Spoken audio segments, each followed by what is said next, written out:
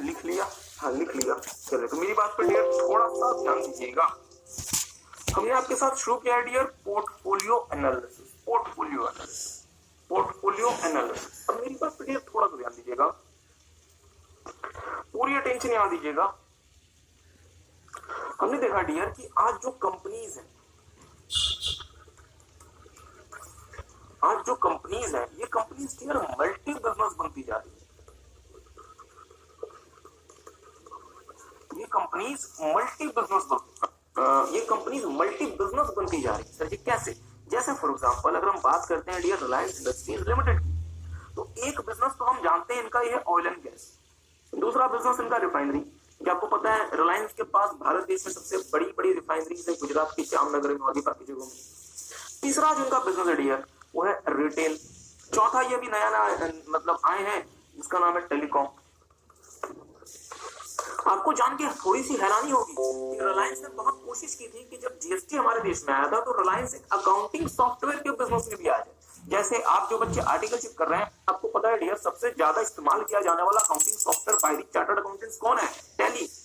तो रिलायंस ने कोशिश की थी कि जीएसटी के लिए अकाउंटिंग सॉफ्टवेयर के बिजनेस में भी जाया जाए, बट ये अल्टीमेटली वहां पर सफलता नहीं मिली। एनी हाउ हम काउंट नहीं कर रहे। हमने देखा सर ये ऑयल एंड गैस है, रिफाइनरीज है, रिटेल है, टेलीकॉम है, एफएमसीजी भी तो है, एफएमसीजी से अच्छा है। तो चले हम इसे नया नाम दे देते हैं। एक नए बिजनेस में रिलायंस एंटर करना चाह रही है डियर, जिसका नाम है ई कॉमर्स। अब मेरी बात पे डियर थोड़ा सा ध्यान दीजिएगा, मेरी बात पे थोड़ा सा ध्यान दीजिएगा। हमने कहा कि सर जी यदि हम रिलायंस को देखते हैं तो हमें तो वो रिलायंस दिखती है, तो उसके अंदर में क्या है? Oil and gas. उसके अंदर में क्या है? रिटेल। उसके अंदर में क्या है? रिफाइनरी। उसके अंदर में क्या है? टेलीकॉम। उसके अंदर में क्या है? E commerce. तो मैंने ये कहा कि यदि मैं बात करूं कि ये जो बॉक्स है ये रिलायंस है, ये बॉक्स क्या है? रिलायंस।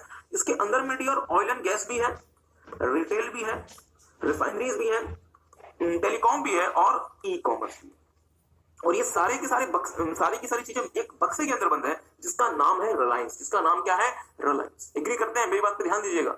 और मुझे एक बात बताएंगे, ये सारी के सारे बिजनेसेस एक कंपनी के हैं, जिस कंपनी का नाम क्या है? रिलायंस। और एक कंपनी की सिर्फ एक ही बैलेंस शीट और एक ही पी&एल बनता है। ध्यान से मेरी बात सुनिएगा। एक चीज होती है डियर जो कहलाती है सेगमेंट रिपोर्टिंग, एक चीज होती है अकाउंटिंग में जो कहलाती है सेगमेंट रिपोर्टिंग। सेगमेट रिपोर्टिंग आप शायद सीए फाइनल के लेवल में देखेंगे, अभी तो आपने इंटर के लेवल पे अकाउंटिंग स्टैंडर्ड तो नहीं पढ़ा होगा मेरे हिसाब से। सेगमेंट रिपोर्टिंग नहीं पढ़ा ना? ओके। तो डियर एक चीज होती है जो कहलाती है segment reporting. Segment reporting CA final के लेवल पे आप देखेंगे, बट स्टिल एक कंपनी में चाहे जितने भी उसके यूनिट्स हैं उनकी एक ही बैलेंस शीट बनती है, एक ही उनका पी&एल बनता है। इवन हद तो ये हो गई, मान लीजिए रिलायंस किसी दूसरी कंपनी का ओनर है 50% से ज्यादा, मींस रिलायंस उसकी होल्डिंग है और वो कंपनी उसकी सब्सिडरी है। तो रिलायंस जब अपनी बैलेंस शीट बनाएगा तो उस कंपनी को भी अपने साथ कंसोलिडेट करेगा, जिसको नाम देते हैं कंसोलिडेटेड बैलेंस शीट। इसमें नहीं जा रहे हैं, आपको क्यों परेशान करना। मुद्दे वाली बात सिर्फ इतनी है डियर कि रिलायंस का सिर्फ एक पी&एल बनेगा और इसकी सिर्फ एक बैलेंस शीट बनेगी। रिलायंस का सिर्फ एक पी&एल बनेगा और इसकी सिर्फ एक बैलेंस शीट बनेगी। और मेरी बात पर डियर थोड़ा सा ध्यान दीजिएगा। लेट्स से ये बैलेंस शीट है, मैंने कहा ये बैलेंस शीट रिलायंस की है, मैंने कहा ये बैलेंस शीट रिलायंस की है, पर सर जी ये बैलेंस शीट क्या सही में रिलायंस की है, या ये बैलेंस शीट रिलायंस का जो ऑयल एंड गैस है उसकी है? उसकी भी है। जो रिलायंस की रिफाइनरीज है उसका भी असर है, जो रिलायंस का रिटेल का बिजनेस है उसका भी असर है, जो रिलायंस का टेलीकॉम का बिजनेस है उसका भी इंपैक्ट है, और जो रिलायंस का ई कॉमर्स का बिजनेस है डियर इस बैलेंस शीट में उसका भी इंपैक्ट होगा। क्या मेरी बात आप समझ पाए? अब एक सिचुएशन कंसिडर कीजिए। सर जी क्या, मान लीजिए डियर कि रिलायंस का जो ऑयल एंड गैस का बिजनेस है ये रिलायंस को 1000 करोड़ रुपए का, मैं लिख देता हूं रुपीज इन करोड़, प्रॉफिट या फिर लॉस, लेट्स से 1000 करोड़ का प्रॉफिट कमा के देते हैं। रिफाइनरी का जो बिजनेस है ये लेट्स से 2000 करोड़ का प्रॉफिट कमा के देते हैं। रिटेल का बिजनेस है ये 1000 करोड़ का नुकसान करा के देते हैं। रिलायंस का जो टेलीकॉम का बिजनेस है ये 500 करोड़ का मुनाफा कमा के दे रहा है, और रिलायंस का जो ई कॉमर्स का बिजनेस है ये सिर्फ और सिर्फ 100 करोड़ रुपए का मुनाफा कमा के दे रहा है। बहुत ध्यान से मेरी बात सुनिएगा। रिलायंस के लेट से 5 बिजनेसेस है, ऑयल एंड गैस से रिलायंस 1000 करोड़ रुपए कमा रहा है, रिफाइनरी से 2000 करोड़ रुपए कमा रहा है, रिटेल से रिलायंस को 1000 करोड़ का नुकसान हो रहा है, टेलीकॉम से 500 करोड़ रुपए कमा रहा है, और ई कॉमर्स से 100 करोड़ रुपए कमा रहा है। मान लीजिए तो मुझे बताएंगे Reliance as a group, Reliance as a individual company वो कितना पैसा कमा रही है? सर जी 3600 माइनस 1000 मतलब 2600 करोड़। क्या मेरी बात किसी को समझ आई? रिलायंस कितना पैसा कमा रही है? 2600 करोड़। बट इन रियलिटी, और मुझे बताएंगे सोच के, पी&एल में हमारा प्रॉफिट कितना आ जाएगा? 2600 करोड़। और अकॉर्डिंगली हमारी क्या बन जाएगी बैलेंस शीट, जिसमें हम प्रॉफिट कितना दिखाएंगे? 2600 करोड़ रुपए का। एग्री करते हैं? बट सर जी एक बात बताएं, मैं अगर इस बैलेंस शीट को देखता हूं या मैं अगर इस पेंडल को देखता हूं, मेरे सामने बैलेंस शीट या फिर पेंडल पड़ा हुआ है, मैंने देखा 2600 crore is a huge amount, मैं बड़ा खुश हूं, मैं बड़ा खुश हूं, बीइंग अ इन्वेस्टर मैं बड़ा खुश हूं, यार 2600 करोड़ रुपए कंपनी ने कमा लिए। बट यदि मैं इसके थोड़े से डिटेल में जाता हूं तो मुझे ये पता चलता है कि सर जी यदि रिलायंस के पास ये रिटेल का बिजनेस नहीं होता, यदि रिलायंस के पास ये रिटेल का बिजनेस नहीं होता, तो रिलायंस का जो मुनाफा था वो 2600 करोड़ की जगह 3600 करोड़ रुपए होता। रिलायंस का मुनाफा कितना होता? 3600 करोड़ रुपए होता। क्या मेरी बात आप समझ पाए? रिटेल के बिजनेस के 1000 करोड़ के नुकसान की वजह से मेरा जो 3600 करोड़ रुपए का मुनाफा था वो घट के 2600 करोड़ रुपए पे आ गया। आई होप किसी को बात समझ आई। तो डियर हमने क्या देखा, हमने आपके साथ जो नया टॉपिक शुरू किया है that is called portfolio analysis. मुझे बताएं क्या ये बात आप समझ पाए कि आज की companies dear multi business companies होती है, मतलब एक ही कंपनी एक ही ब्रांड के तहत या एक ही कंपनी के तहत हम बहुत सारे बिजनेसेस कर रहे होते हैं। और डियर आज की जो मतलब कंपनीज होती है वो मल्टी प्रोडक्ट कंपनीज होती है। मल्टी प्रोडक्ट का मतलब एक कंपनी बहुत सारे प्रोडक्ट्स बना के बेचती है, जैसे for example Maruti Suzuki India limited, वो तो सर जी दुनिया भर के प्रोडक्ट्स बना के बेचती है, वैगनार भी बेचती है, सियाज भी बेचती है, हाँ एस क्रॉस भी बेचती है, हाँ बिल्कुल से बलिनो भी बेचती है।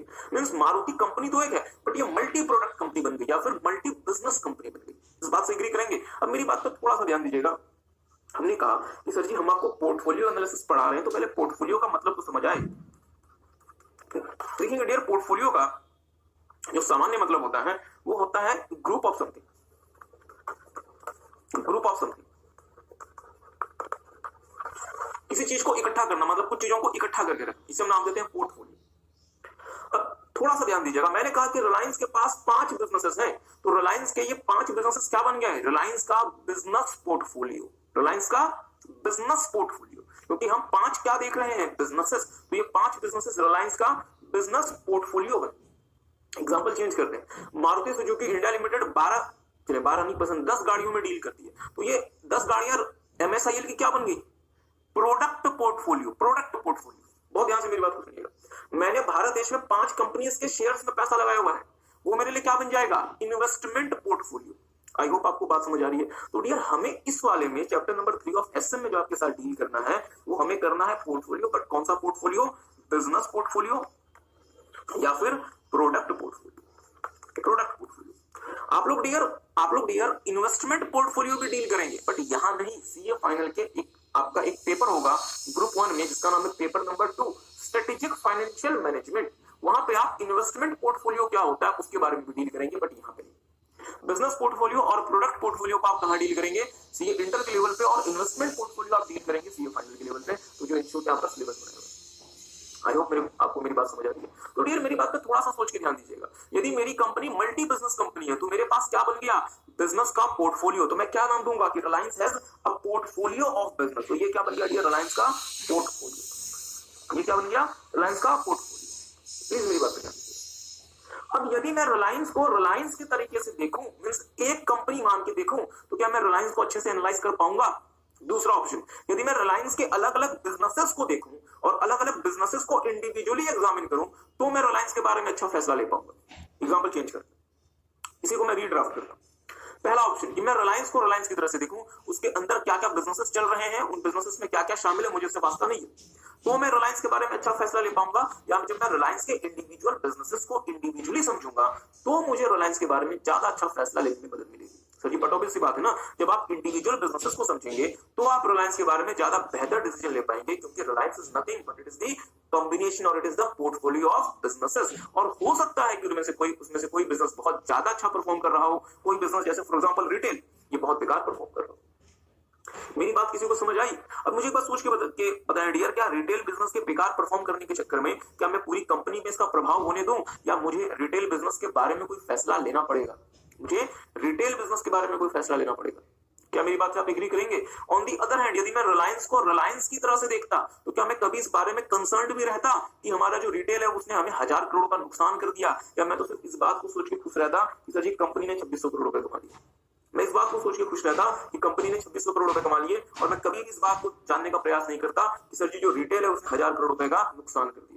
रिटेल ने 1000 करोड़ का नुकसान किया, ये बात मैं कब देख पा रहा हूं? जब मैं रिलायंस को रिलायंस की तरह से ना देख के उसके अंदर जो बिजनेसेस हैं उन बिजनेसेस को इंडिविजुअली निकाल के समझ रहा हूं कि मेरा ऑयल एंड गैस जो बिजनेस है उसने मुझे 1000 करोड़ रुपए कमा के दिए, मेरा जो रिफाइनरी का बिजनेस है इसने 2000 करोड़ रुपए कमा के दिए, रिटेल का जो बिजनेस है इसने 1000 करोड़ का मुझे नुकसान लगाया। हमारा जो टेलीकॉम का बिजनेस है इसने 500 करोड़ रुपए कमा के दिए हैं। हमारा जो ई कॉमर्स का बिजनेस है इसने 100 करोड़ रुपए कमा के दिए। मींस मैं इंडिविजुअली अपने प्रोडक्ट्स को निकालूंगा और उसका मैं जब एनालिसिस करूंगा तो मैं क्या कर रहा हूं, अपने बिजनेस या अपने प्रोडक्ट के पोर्टफोलियो का एनालिसिस कर रहा हूं। बहुत ध्यान से मेरी बात सुनिएगा। एक ऑप्शन है कि हम रिलायंस को रिलायंस की तरह से देखें, दूसरा ऑप्शन है कि हम रिलायंस को रिलायंस की तरह से ना देख के रिलायंस के पोर्टफोलियो में जितने बिजनेसेस हैं उन बिजनेसेस का एनालिसिस करें। तो इसे हम नाम देते हैं डियर पोर्टफोलियो एनालिसिस। इसमें जाने से पहले 2-3 छोटी छोटी बातें और हम आपको बताना चाहेंगे। मेरी बात पर डियर थोड़ा सा ध्यान दीजिएगा। आपको लगा कि सर जी हमारा जो रिटेल है ये हमें कॉन्टिन्यूसली नुकसान पहुंचा रहा है और हम ई कॉमर्स में बहुत तेजी से ग्रो कर सकते हैं, हम ई कॉमर्स में बहुत तेजी से ग्रो कर सकते हैं। तो क्या आपको ऐसा लग सकता है कि सर जी रिटेल को एक काम करो, रिटेल को ना बेच दो, रिटेल को हटा दो, रिटेल में वो क्या कर दो, रिटेल से अपना पीछा छुड़ाओ।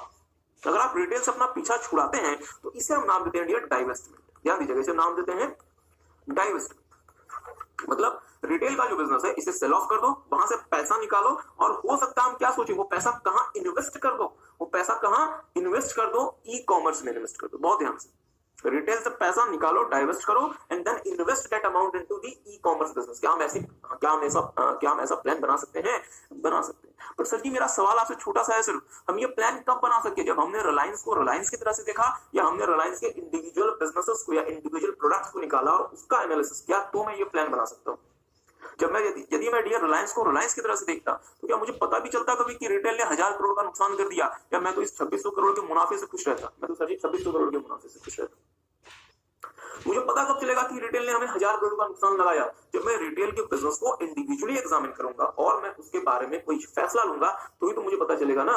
एग्री करते हैं? तो डियर हमने क्या देखा, चीजों को कंक्लूड करते हैं, चीजों को बेवजह मतलब हम आपके साथ कॉम्प्लिकेट नहीं करेंगे। दो बातें होती हैं डियर, एक होता है पोर्टफोलियो, ध्यान दीजिएगा, एक होता है पोर्टफोलियो और एक होता है पोर्टफोलियो एनालिसिस। एक होता है पोर्टफोलियो एनालिसिस, कुछ भी नोट नहीं करना। सिंपल सा मीनिंग है पोर्टफोलियो का और इसका मतलब है डियर ग्रुप ऑफ समथिंग या group of related items. Group of related items. मान लीजिए मिस्टर ए ने भारत देश की 5 कंपनीज में इन्वेस्ट किया हुआ, company A B C D E invest किया हुआ। तो ये मिस्टर ए का क्या बन गया? Investment portfolio. ये मिस्टर ए का क्या बन गया? Investment portfolio. अब यदि मैंने डियर 5 कंपनीज में इन्वेस्ट किया हुआ है तो मैं सिर्फ और सिर्फ इस इन्वेस्टमेंट पोर्टफोलियो को एज इट इज देखूं, ये मेरा पोर्टफोलियो तो बन गया। क्या मुझे इंडिविजुअल कंपनीज को भी एनालाइज करना पड़ सकता है ताकि मुझे पता चले कि कौन सी कंपनी अच्छा परफॉर्म कर रही है? मान लीजिए डियर हो सकता है कि जो कंपनी ए है वो बहुत लंबे समय से लॉसेस में जा रही है और कंपनी ई बहुत तेजी से ग्रो कर रही है। तो मुझे क्या करना चाहिए? मुझे अपने पोर्टफोलियो में थोड़ा बहुत चेंज करना चाहिए। कैसे? कि सर जी ए के शेयर्स बेच दो, वहां से जो पैसा मिलेगा उस पैसे से ई कंपनी के और शेयर्स खरीद लो। एग्री करेंगे? तो मैंने क्या देखा कि मैं अपने पोर्टफोलियो में मुझे क्या करना चाहिए उसके इंडिविजुअल इन्वेस्टमेंट्स के लिए, इसे मैं नाम देता हूं पोर्टफोलियो एनालिसिस। ध्यान दीजिएगा, पोर्टफोलियो एनालिसिस कि मेरे पोर्टफोलियो के जो पार्ट्स और कंपोनेंट्स हैं उन पार्ट्स और एंड कंपोनेंट्स के लिए मुझे क्या पॉलिसी बनानी चाहिए, मुझे क्या स्टेप लेना चाहिए ताकि मैं उस पोर्टफोलियो को और ज्यादा अच्छे से चला सकूं। इसे हम नाम देते हैं dear portfolio analysis. Example change करते हैं। रिलायंस इंडस्ट्रीज लिमिटेड, इनके पास ऑयल एंड गैस है, रिटेल है, रिफाइनरीज है, इनके पास डियर लेट्स से इनके पास क्या है? टेलीकॉम है और इनके पास लेट्स से ई कॉमर्स है। तो ये रिलायंस का क्या बन गया? Business portfolio. ये रिलायंस का क्या बन गया? Business portfolio. तो क्या मैं रिलायंस को एज इट इज देखो या इसके इंडिविजुअल बिजनेसेस को भी देखना पड़ सकता है? तो सर जी ये जो इंडिविजुअल बिजनेसेस हैं इन्होंने मेरा क्या कॉन्स्टिट्यूट किया? Business portfolio. और जब मैं इन इंडिविजुअल बिजनेसेस का एनालिसिस करूंगा ताकि मुझे पता चले कि रिटेल हमारा 1000 करोड़ का नुकसान कर रहा है तो मैं उसे डाइवेस्ट कर दूं और वो पैसा जो मुझे मिलेगा मैं उसे ई कॉमर्स में इन्वेस्ट कर दूं, तो उसे हम नाम देंगे पोर्टफोलियो एनालिसिस। ध्यान दीजिएगा, उसे हम क्या नाम देंगे? Portfolio analysis. और हमारा जो टॉपिक है वो क्या है? Portfolio analysis. तो आपने क्या लिखा मेरे साथ साथ ध्यान से देखिएगा, देखेंगे। आई होप आप सबने इसे ऑलरेडी नोट कर लिया था। हम जो अंडरलाइन करते हैं आपको मतलब अंडरलाइन नहीं करना, हम तो सिर्फ और सिर्फ आपको कुछ खास बातों को समझाने के लिए उसे अंडरलाइन किया करते हैं। इन टुडेज वर्ल्ड, आज की दुनिया में companies are usually multi business. Companies कैसे हैं डियर? मल्टी बिजनेस और multi product in nature. Companies आज की दुनिया में डियर मल्टी बिजनेस है, मतलब एक कंपनी बहुत सारे बिजनेसेस कर रही है। जैसे रिलायंस एक कंपनी बहुत सारे प्रोडक्ट्स बेचा कर रही है, जैसे मारुति कोई भी कंपनी ले लें जो कि मल्टी प्रोडक्ट कंपनी है, जैसे फॉर एग्जांपल हिंदुस्तान यूनिलीवर जो हमारे देश की एफएमसीजी सेक्टर की सबसे बड़ी कंपनी है, वो तो डियर दुनिया भर के प्रोडक्ट्स बेच रही है, मतलब मल्टी प्रोडक्ट कंपनी है। हमने क्या देखा, portfolio is a combination of various businesses और प्रोडक्ट्स कंपनी डील्स इन। जिन जिन बिजनेसेस या प्रोडक्ट्स में कंपनी डील करती है उसके कॉम्बिनेशन को हम नाम देते हैं पोर्टफोलियो। और यदि मैं बिजनेसेस की बात कर रहा हूं तो कौन सा पोर्टफोलियो निकलेगा, बिजनेस पोर्टफोलियो। यदि मैं प्रोडक्ट्स के संदर्भ में बात कर रहा हूं तो प्रोडक्ट पोर्टफोलियो, और यदि मैं डियर इन्वेस्टमेंट के संदर्भ में बात कर रहा हूं तो इन्वेस्टमेंट पोर्टफोलियो। आगे देखिएगा, portfolio analysis can be defined as a set of techniques. मतलब मैंने पोर्टफोलियो तो बना दिया या फिर मेरे पास पोर्टफोलियो बन गया, तो क्या मैं कंपनी के उसके पोर्टफोलियो में अलग अलग बिजनेसेस कैसे परफॉर्म कर रहे हैं, क्या मुझे उसका एनालिसिस करना पड़ेगा? हाँ सर। इन शॉर्ट ने डियर हमें 4 तरीके दिए हुए हैं पोर्टफोलियो के एनालिसिस के। एक का नाम है बीसीजी, दूसरे का नाम है इगोर मतलब product market growth share matrix, तीसरे का नाम है एडीएल मैट्रिक्स और चौथे का नाम है जीई मॉडल। हम आपके साथ डिटेल में इन चारों चीजों को देखेंगे और मोस्ट प्रोबेबली आज ही आपका ये सिलेबस मतलब चैप्टर नंबर 3 आपका खत्म हो जाएगा। So portfolio analysis क्या होता है? A set of techniques that helps the management in taking some strategic decision with regard to individual products or business that are in the firm's portfolio। बहुत ध्यान से, तो ये जो डियर मतलब डेफिनेशन है, यही सबसे महत्वपूर्ण डेफिनेशन। पोर्टफोलियो एनालिसिस क्या होता है? पोर्टफोलियो एनालिसिस होता है सर जी कि कुछ अलग अलग प्रकार की टेक्निक्स को लगा के मैं कंपनी के इंडिविजुअल बिजनेसेस या इंडिविजुअल प्रोडक्ट्स का एनालिसिस करूंगा, ताकि उस एनालिसिस के बेसिस पे मैं भंगड़ा नहीं पाऊंगा। ध्यान दीजिएगा, उस एनालिसिस के बेसिस पे मैं क्या करूंगा, some strategic decision. I will take some strategic decision. जैसे रिलायंस के केस में जब हमने रिलायंस का पोर्टफोलियो एनालिसिस किया था, मैंने जब रिलायंस का पोर्टफोलियो एनालिसिस किया था तो मैंने क्या देखा कि डियर रिटेल से हमें 1000 करोड़ का नुकसान हो रहा है हर साल, और उम्मीद है कि ये नुकसान भविष्य में ज्यादा इंक्रीज होगा। On the other hand e commerce हमारे लिए बहुत अच्छी अपॉर्चुनिटी है। एक काम करूंगा, रिटेल को डाइवेस्ट कर दूं, और मुझे पता है रिटेल को यदि मैं डाइवेस्ट कर देता हूं तो ये एक छोटा डिसीजन है या एक बहुत बड़ा मतलब फैसला है कंपनी के लिए सर जी, बहुत बड़ा फैसला। रिटेल को अगर आप अपने रिटेल के बिजनेस को डाइवेस्ट कर देंगे तो क्या दोबारा से वो बिजनेस लेकर आ जाएंगे? नहीं। एक बार अगर आपने वो डिसीजन ले लिया तो फिर दोबारा से आपका रिटेल क्या लेकर आ पाएंगे? नहीं लेकर आ पाएंगे। मींस आप रिटेल को डाइवेस्ट कर रहे हैं, वहां से पैसा लेकर आ रहे हैं, और वो पैसा कहां इन्वेस्ट कर रहे हैं?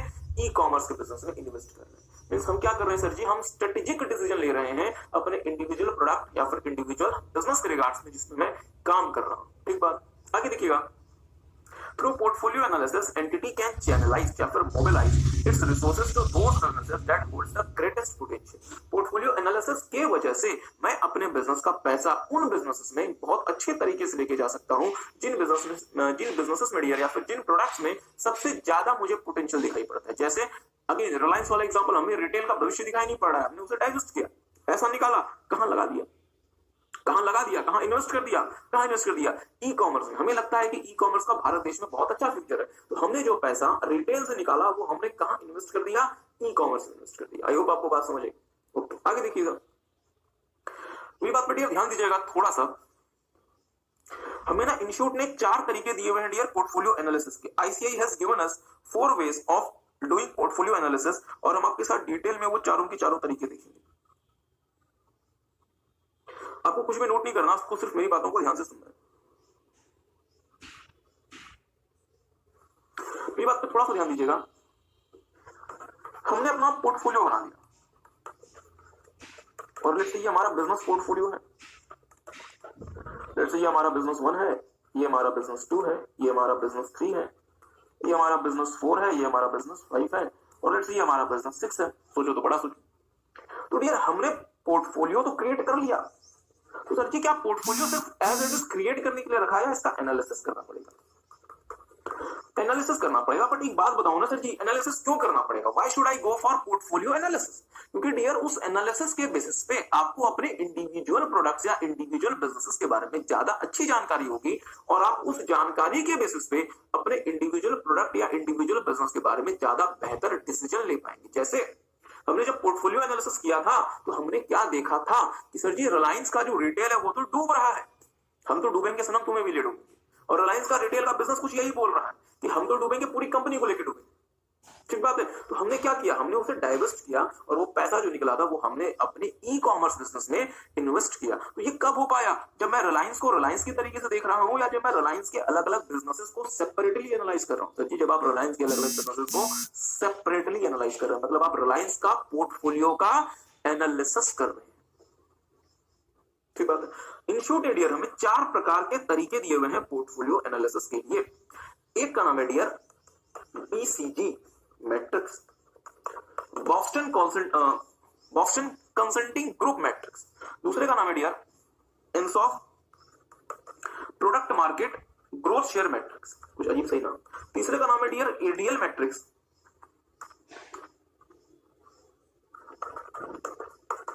और चौथे का नाम है dear GE model. GE model, GE नहीं, जी का मतलब जीनियस नहीं, जी का मतलब जीई का मतलब डियर जनरल इलेक्ट्रिक, ये एक अमेरिका की बहुत बड़ी कंपनी है, इस पे आएंगे। तो इन शॉर्ट में डियर ये 4 तरीके दिए हुए हैं पोर्टफोलियो एनालिसिस के, और कंपनी अपनी मर्जी से कोई भी तरीका अपना सकती है। कंपनी बीसीजी भी यूज कर सकती है, company product market growth share matrix भी यूज कर सकती है, और कंपनी एडीएल भी यूज कर सकती है, कंपनी जी मॉडल भी यूज कर सकती है। बट एक छोटा सा सवाल, मुझे एक बात सोच के बताएंगे, portfolio analysis is like a kind of operation हो रहा है। मुझे बताएं, डॉक्टर क्या एज इट इज ऑपरेशन कर देता है, या ऑपरेशन करने से पहले कुछ बातों का ध्यान रखता है, कुछ चीजों को प्रिपेयर करता है, कुछ चीजों को प्रिपेयर करता है। इन शॉर्ट ने हमें कहा है कि 3 बातों का ध्यान रखें पोर्टफोलियो एनालिसिस में जाने से। जब आप पोर्टफोलियो एनालिसिस में जा रहे होंगे तो 3 बातों का ध्यान रखें। तो 3 बातें क्या है? पहली बात है स्ट्रेटेजिक बिजनेस यूनिट। अब ये क्या होता है, इस पे आएंगे। दूसरी बात है डियर एक्सपीरियंस कर्व या फिर लर्निंग कर्व, और तीसरी बात है प्रोडक्ट लाइफ साइकिल या फिर बिजनेस लाइफ साइकिल। ये 3 बातों का हमें ध्यान रखना है जब हम पोर्टफोलियो एनालिसिस में जा रहे होंगे। और पोर्टफोलियो एनालिसिस के कितने तरीके हैं? 4 तरीके, BCG, product market growth share matrix, ADL और जीई मॉडल। और उसमें जाने से पहले 3 बातों का जो ध्यान रखना है, एक का नाम है एसबीयू स्ट्रेटेजिक बिजनेस यूनिट, दूसरे का नाम है एक्सपीरियंस कर्व या फिर लर्निंग कर्व, और तीसरे का नाम है डियर प्रोडक्ट लाइफ साइकिल या फिर बिजनेस लाइफ साइकिल, ऐसा केस में भी। तो मेरे साथ साथ थोड़ा सा नोट करेंगे। Important concepts in portfolio analysis. There are 3 important concepts that needs proper understanding. और वो 3 concepts क्या क्या हैं? स्ट्रेटेजिक बिजनेस यूनिट, दूसरे का नाम हो सकता है डियर लाइफ एक्सपीरियंस कर्व या फिर लर्निंग कर्व, और Now, portfolio analysis. In today's world, companies are usually multi-business or multi-product in nature. Portfolio is a combination of various business or product company deals in. Portfolio analysis can be defined as a set of technique that helps the management in taking some strategic decision with regard to the individual product or business that are in the firm portfolio. Through portfolio analysis, entity can channelize or mobilize its resources to those business that holds the greatest potential. 4 ways of portfolio analysis: BCG, INSOF, ADL, GE model. Important concept in portfolio analysis: SBU, experience curve and product life cycle. अब देखते हैं कि SBU क्या होता है। Strategic business unit. Strategic business are key business of the organisation. Strategic business key business या important business होते हैं ऑर्गेनाइजेशन के। Before getting into portfolio analysis, entity must have sound understanding of its key or main business characteristics or features or attributes of a strategic business unit. It may be SBU may be a single business or collection of related business. SBU is the business for which planning can be done independently than the rest of the company. It may have separate mission and objective. SBU may have its own set of competitors.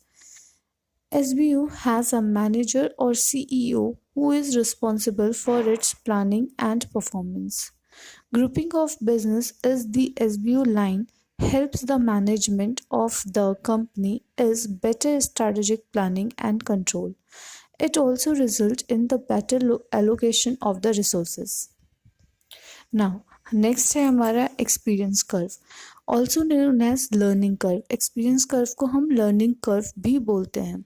The concept of experience curve states that cumulative volume of production increases, the unit cost of the product decline as efficiency increases due to increase in production.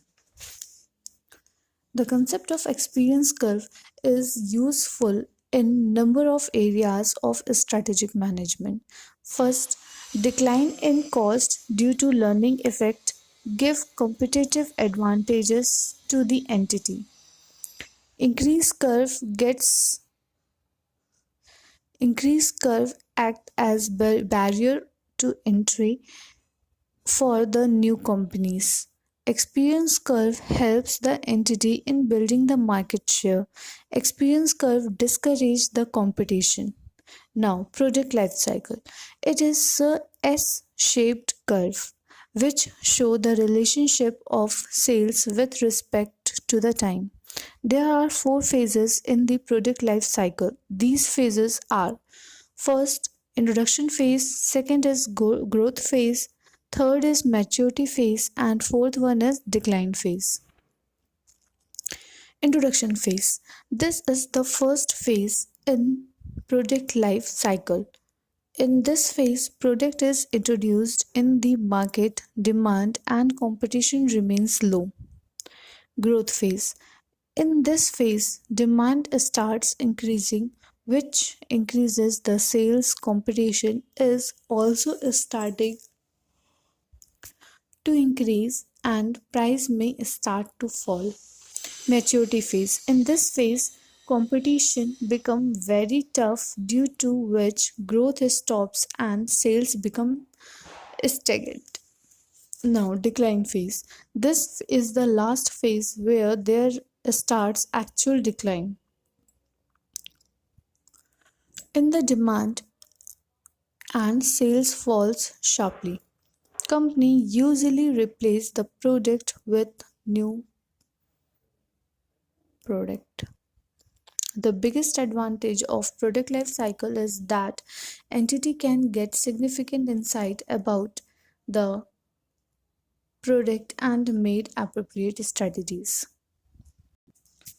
Now next है portfolio analysis करने के हमारे पास 4 तरीके होते हैं। BCG, that is Boston consulting group matrix. Boston consulting group matrix categorize करता है star, question mark, cash cow और डॉग में, और इसके पास 4 स्ट्रैटेजी होती है: बिल्ड, होल्ड, हार्वेस्ट और डाइवेस्ट की। नेक्स्ट है Ansoff product market growth matrix. जो Ansoff product market growth matrix है ये डील करता है, मतलब इसके पास भी 4 कैटेगरीज 4 टाइप की स्ट्रैटेजीज होती है, जिसे अपन market penetration, market development, product development और डाइवर्सिफिकेशन बोलते हैं। Now third one is ADL matrix. ADL matrix में हमारे पास बहुत सारी स्ट्रैटेजीज हो जाती हैं। एडीएल मैट्रिक्स में हमारे पास टोटल 5 इसको 5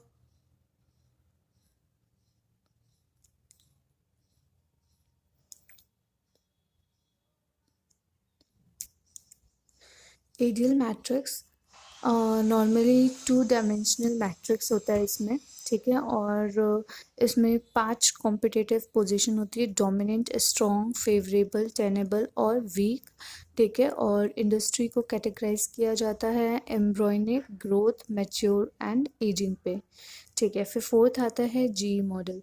जीई मॉडल जो होता है बेसिकली ये ट्रैफिक लाइट कंट्रोल की तरह होता है, ठीक है। इसमें मार्केट अट्रैक्टिवनेस और बिजनेस स्ट्रेंथ देखा जाता है। ग्रीन, येलो, रेड कैटेगराइज किया जाता है। अट्रैक्टिवनेस को मार्केट अट्रैक्टिवनेस को हाई, मीडियम, लो में किया जाता है, ठीक है। इसको इन डिटेल